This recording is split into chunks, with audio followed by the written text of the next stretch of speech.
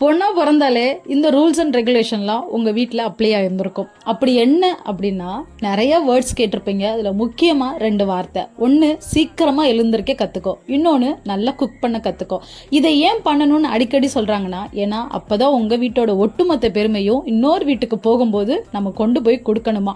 அப்படி இல்லைன்னா, என்ன உங்கள் வீட்டில் ஒன்று வளர்த்துருக்காங்க அப்படின்னு நம்மளை பார்த்து ஒரு கேள்வி கேட்டுருவாங்க. அந்த கேள்வி நம்மளை அஃபெக்ட் பண்ணுதோ இல்லையோ, நம்ம ஃபேமிலியோ ரொம்ப அஃபெக்ட் பண்ணும். அதுக்காக சீக்கிரமாக எழுந்திரி சமைக்க கற்றுக்கோ, சீக்கிரமாக எழுந்திரி சமைக்க கற்றுக்கோ. இதில் 2ல் 1ல் நான் அவுட்டு. இந்த சீக்கிரமாக எழுந்திரி அது எனக்கு சுட்டு போட்டால் கூட வராது. ஸ்கூல் டேஸ்லேருந்து இப்போ வரைக்கும் இந்த சீக்கிரமாக எழுந்திருக்கிற வார்த்தை என்னை ரொம்ப ஹர்ட் ஆக்குது. இந்த செகண்ட், நல்லா சமைப்பேங்க உண்மையிலே. அதனால தானே யூடியூப் சேனலாக வச்சு போடலாம் செய்கிற வீடியோஸு. நான் நல்லாவே சமைப்பேன்.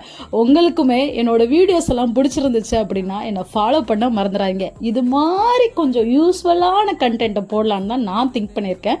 உங்களுக்கு பிடிக்கும்னு நினைக்கிறேன்.